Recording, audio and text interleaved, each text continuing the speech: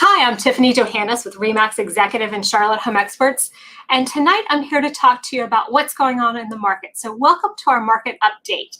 As we get going, we are going to talk about what's happening in Charlotte. So if you live in the Charlotte or surrounding areas, listen up. If you're thinking about moving here from New York, Connecticut, New Jersey, Ohio, Florida, Virginia, California, those are all places I've had clients move from in the last 6 months. Please take a quick look, see what's happening here. So when I first started doing my market update during the height of the pandemic lockdown, was about April 2020, and the monthly market report looked like this. Major financial institutions like Goldman Sachs, JP Morgan, and Morgan Stanley were all saying we're going to see that V recovery. Others were a little bit hesitant. They thought maybe a W, maybe we weren't ever going to see it come back up this year. But lo and behold, this is what it looked like in predictions back in the second quarter. And today, our actual GDP numbers show that we are in that V, that it did happen like Goldman Sachs, JP Morgan, and Morgan Stanley said. So when you're thinking about what's happening in the economy, right now, all the indicators are we've been pushing up. You listen to news stories, they describe the coronavirus-induced global economic downturn as the worst since the Great Depression. Well, I will tell you, a lot of people feel like that's terrifying. And when we look at it in our Charlotte market, we are so reverse of where we were during the Great Recession and the Great Depression. We are just opposite relative to what's happening in our market. The rate prices are going up, our interest rates, the inventory. Those are the three key things. The rate our market is going up in terms of price appreciation, the interest rates that we're seeing at all-time lows, and a really high demand with a very low inventory in our market. Well, as we look at the economy overall, FICO scores, which are what mortgage lenders utilize to determine whether you can borrow or not, along with other items, have gone up. Look, we are at 711 right now as an average in the country.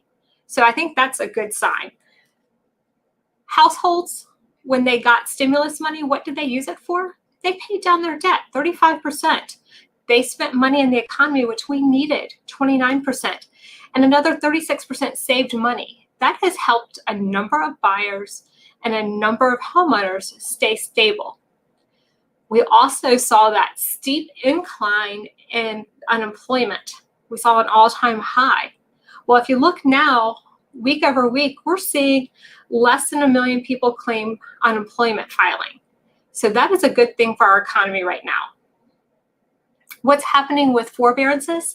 Back in April, everyone started allowing forbearances if they were lenders. And we saw a height of that. And a lot of you might have done a forbearance to withgo some payments for a few months to keep your income stable, to keep your family supported. Well, as you can see, it's down. So we were at 4.76 million people in forbearance. And as of the last week in October, we're at 3 million. So that is a positive sign for our economy.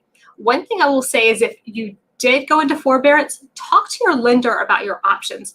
Make sure you understand them, or talk to your financial advisor, or contact me and I will put you with someone who can help you understand the best means to get back out of the forbearance and paying your mortgage, or getting on your feet if it means taking some other steps. So talk to an expert if you don't know what to do about your forbearance. That's important. Oftentimes in our market right now, I have people from outside of our market calling and saying, hey, Tiffany, what's going on with the foreclosures? When am I going to be able to get a great foreclosure deal? Not anytime soon in the Charlotte market the way it's going. We had about 1 to 2% of foreclosures in our market prior to the pandemic hitting. So if it goes up 100%, we're still only talking about 2 to 4% of our total market. And just like Ivy Zelman said of the Zelman and Associates, the likelihood of us having a foreclosure crisis again is about 0. And that's what I see in the Charlotte market as of right now today. What's happening in the Charlotte market? This is a whole lot of numbers. Let's break it down. piece by piece so that I can tell you a little bit more about the different statistics that go into making up our regional market. So new listings, they're up. Yes, they're up 6.6% this month compared to October last year, but they're down 3.7% compared to this time last year, year to date. So new listings, we've seen more and more come up, but you're not seeing as many people putting their house on the market as you did total of all last year compared to year to date. Closed sales, October. It's really like the new spring keeps repeating month after month. We didn't have a great April, May, but every month after that, we've seen growth. 11.2% more people closed on homes in October in 2020 compared to 2019. And year to date, 3.4% more people purchased a home and closed on a home and moved this year compared to last year. That's pretty amazing in the midst of a pandemic. Pending sales, October, we're up 20.2% compared to October 2019. That is huge, folks. When you look at year to date, we're still strong. 7.4% more people were pending year to date than previous year to date as of the end of October. Days on market until sell. While we all know we're seeing multiple offers, we're seeing homes move on and off the market relatively quickly. Well, this is clear indication. Last year, this time, it was 40 days on the market. This year, 25 days on the market. That's pretty substantial. In October, we're talking about going into the holiday season towards the end of the year, and that number is 37.5% lower than it was last year. Year to date, we're at 37 days, so we're still lower than we were this time last year when it was 43. Housing inventory. Let's see what's happening. We've had nationally our lowest month of inventory, 2.7 months worth of inventory is what has been for sale. That is really low. That means it is a huge seller's market, and we've got to see more sellers get into the market. The advantage for buyers right now is the incredible low interest rate. You're still getting under 3%, and that allows for affordability. When you look at the reasons why we don't see sellers putting their home on the market per Zillow, 31% are saying financial uncertainty, 25% are a little bit concerned about COVID, and 34% are saying life is a little too uncertain right now. Well, let me address the COVID concerns. We are being very careful as realtors.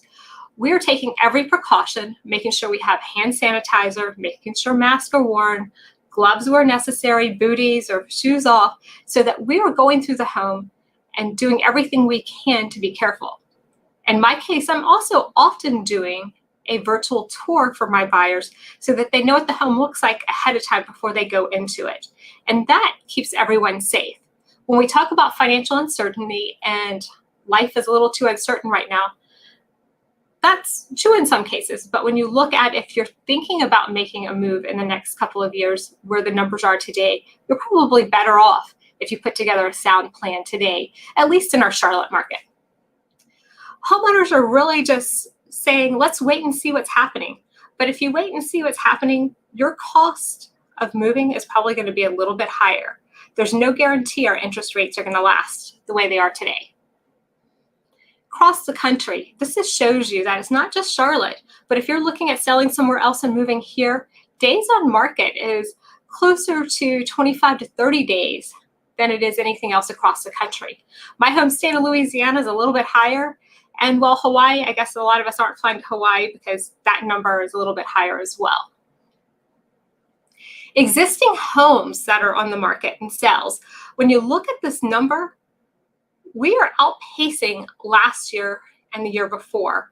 That light blue number is showing we've had higher numbers July, August, and September. When the October number comes in for NAR and the November number and the December number come in, we're going to see it higher than we've ever seen it years before. It might break records for going into the fourth quarter and into the final months of the year. New home sales. I will tell you, I was out with a new client over the last month looking at homes. She's moving down from the Philadelphia, New Jersey area, and when we look at homes in that price point of $350,000 to $400,000, the new home builders cannot keep inventory on the market. They can't keep up with the building. So they are working hard in our area to clear lots, to get the permitting done, to get the development done so that they can get more homes out there and available for our clients as we roll into the spring.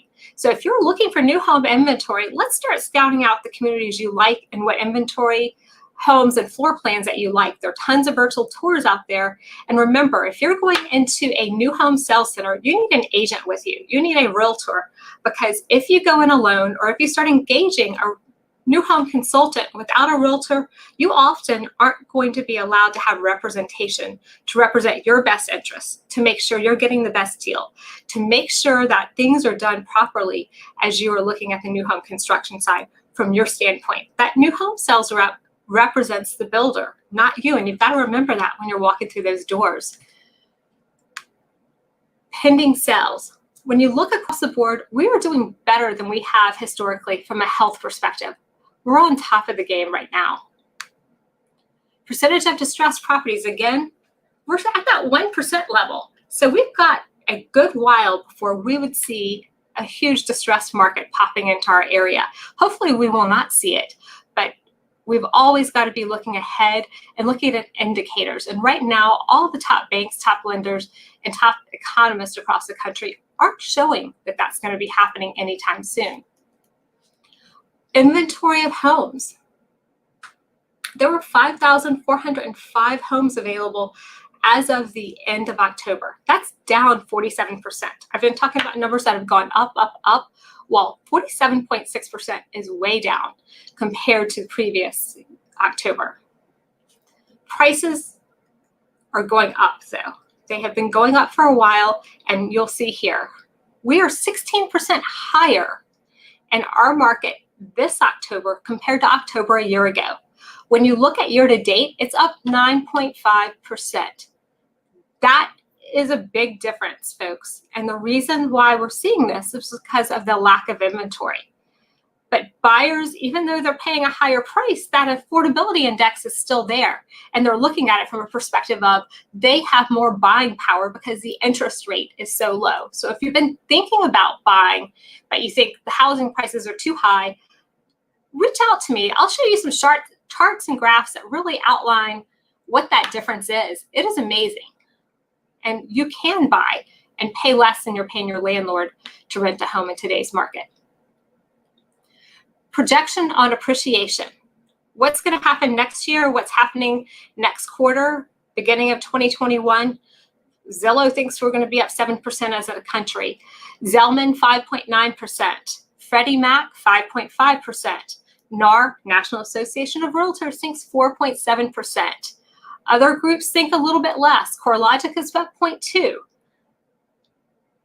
They are using the indicators they have and the resources and tools and the market knowledge to come up with these assumptions to give us ideas. Based on what's happened this year, if we can keep the coronavirus in check or have a vaccine, that's going to be huge for our numbers next year. The Mortgage Broker Association preparing for rising mortgage rates. A lot of the mortgage brokers have gotten together and looked at it, and the chief economist, Mike Frattanati, said it's likely to see a rise in interest rates next year. They're predicting that we could be closer to 3.3 next year, 3.6 the following year, and close to 4 in 2023. So if you're looking at the best interest rate long term, now is the time. We have not seen an interest rate below 3% ever since markets started being looked at for a 30-year fixed rate.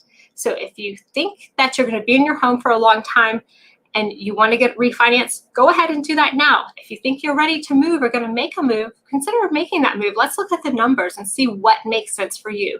It's all about strategy. Housing affordability. I mentioned this briefly a few minutes ago. We're at 159 right now. That is pretty good when you look at where we were pre-Great Recession and where we've gone. We're holding our own in terms of affordability, and that is because of our low interest rates right now. Affordability is gonna stay out there and stay positive. We've just got to make sure we get more inventory out there so that affordability can continue to improve.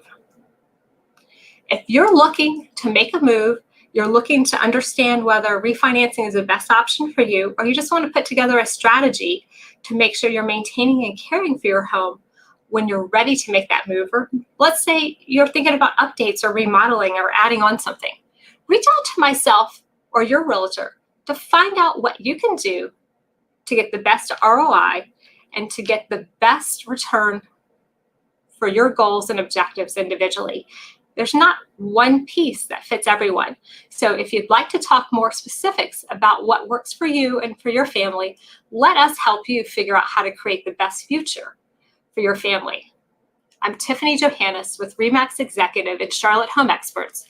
Appreciate your time as you discovered Charlotte tonight and learned a little bit about what's happening in the market in November 2020. Take care and hope you have a wonderful day. Thank you.